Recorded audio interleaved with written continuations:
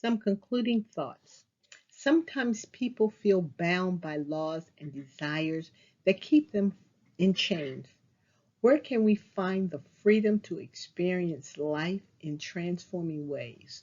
According to Galatians, God calls us to freedom that is guided by love for others.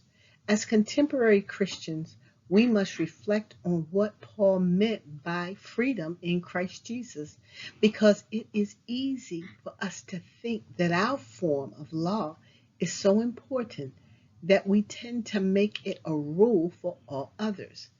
And teach to be completed in Christ, we must become obedient to our own standards.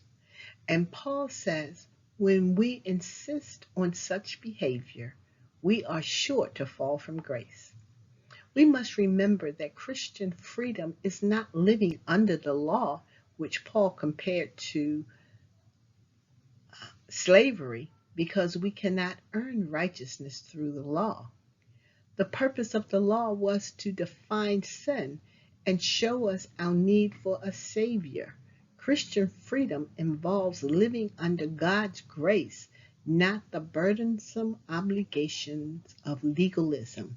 In Christ, we are freed from the obligation of the law.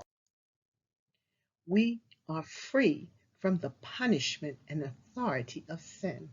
Christian freedom is not a permit to sin, and we are not free to live however we want, indulging the flesh, but as believers, we are free to live holy lives in Christ.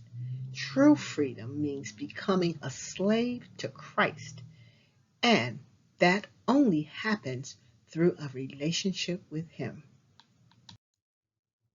Love your neighbor.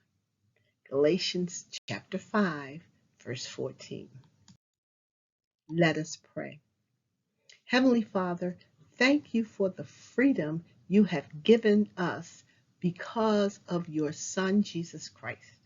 Help us use that freedom to express neighborly love to all people that we encounter. Help us to live each day of our lives in that freedom that prompts us to act in love for one another without the constraints and burden of the law, rule keeping, or focusing on our own self-righteousness. Focus our hearts to love as you have loved us. Thank you for Jesus, who made us free indeed. In Jesus' name we pray. Amen.